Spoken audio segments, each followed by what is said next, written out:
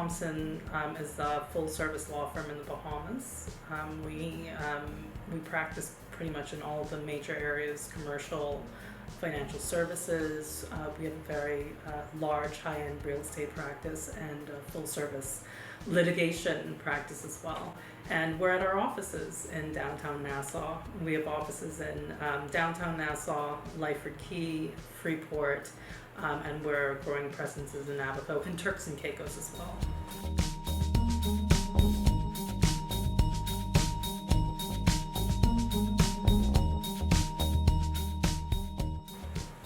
Well, I'm in the financial services practice of the firm, so we have a very narrow focus, at least in our practice group, on sort of areas that are related to financial services and commercial work.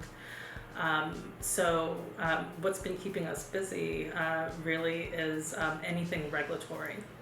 As you know, regulation, the pace of regulation just keeps on moving very quickly. And the firm is focused on helping clients adapt to regulatory initiatives on new innovative areas that the Bahamas is developing from a policy perspective. So one of those areas is in climate finance. Our firm was one of the first firms to take advantage of the Carbon Credit Trading Act of the Bahamas, where we were able to submit the first application for a carbon trading business under the act. So just adapting our practice to the areas that the Bahamas is focusing on as a country. And this is a very innovative country that's focused on regulatory frameworks that are progressive and flexible, while also maintaining compliance with international standards. So it's a great time to be practicing law in the Bahamas.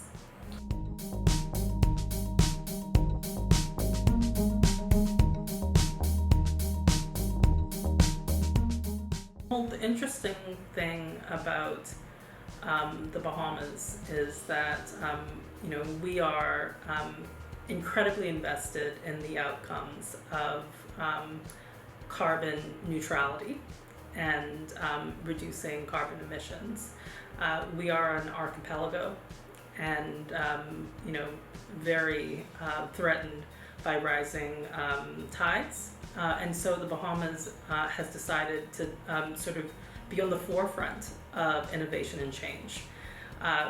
One of the interesting things is that financial centers have a real role to play in helping facilitate carbon reduction. And one of those roles is, how do you facilitate financing of green initiatives? And so, from our perspective, the Bahamas has a real role to play. And we're finding clients are interested in basing, carbon trading businesses, carbon registries in the Bahamas, because there's such a policy initiative behind, advancing the goals of green finance.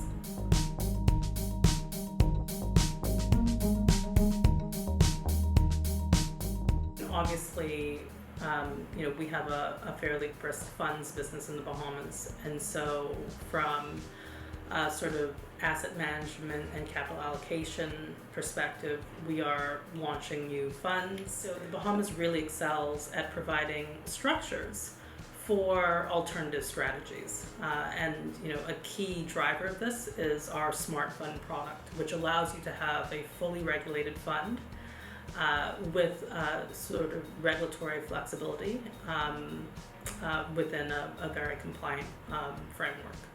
When people think about flexibility, they don't think about robustness, and that's not the case in the Bahamas. So what we're talking about is fit-for-purpose regulation that takes into account the risk related to the product. So, for instance, with a lot of the smart funds that the Bahamas has, although you have more flexible requirements, that is adjusted to the fact that these funds are usually a limited number of investors. They are usually limited only to professional investors or sophisticated investors. And so you have those checks and balances in place. So it allows you to have flexibility, but also robustness at the same time, because typically in other jurisdictions, those funds would not have any regulatory framework at all.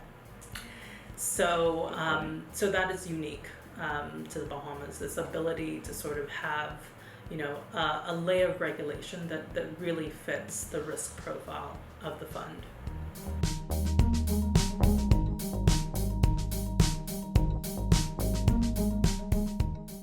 We have developed competencies in digital assets and tokenization, which is obviously a very relevant topic now. Our view, we've always taken a fairly conservative view as a firm, and are very selective about the projects that we take on. But it's clear, in terms of where finance is going, that there's a lot of opportunities in tokenization of real assets, of real financial instruments, of revenue streams, real estate, and things of that nature. So obviously, we have our ear to the ground, and are working with clients on funds that have strategies that are associated with digital assets, asset managers that might also be employing digital asset strategies as well.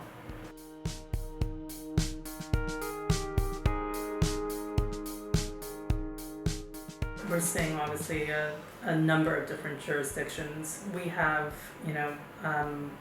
sort of a great footing in LATAM, and so we deal with a number of sort of LATAM-based asset managers, for instance, in starting new fund structures or getting registered in the Bahamas, either as an investment manager, or under other pieces of legislation. We are also seeing an increasing amount of interest from the Middle East and Asia. And I think that that's a result of the Bahamas' focus on expanding our traditional areas of expertise and expanding our client base. And so we've certainly seen much more outreach being done to Asia and the Middle East than in the past, and we're seeing the fruits of those efforts. The Bahamas has so many natural advantages as a place to live, work, and play. Obviously, it's ideally located at the crossroads of the Americas. It has incredible airlift capacity, so you can get from here to anywhere, and incredibly connected. Lifestyle is a huge thing for our clients, and when we talk to our clients about why you chose the Bahamas, it's always we thought about where we wanted to live, and time and time again, when they did comparisons of how quickly could they get to Miami, can they visit their children in school in the United States, do they like living here, can their children go to school here? The Bahamas time and time again wins out in terms of lifestyles and luxury options for residents. Obviously our history and diversity in services is appreciated by clients. There are very few places that you can bank, you can have asset management, you can launch a captive, you can launch a fund, and you can do all that in one jurisdiction. Obviously, there's something to be said about diversifying jurisdictions, but there's certainly some advantages to being able to do that all in one place.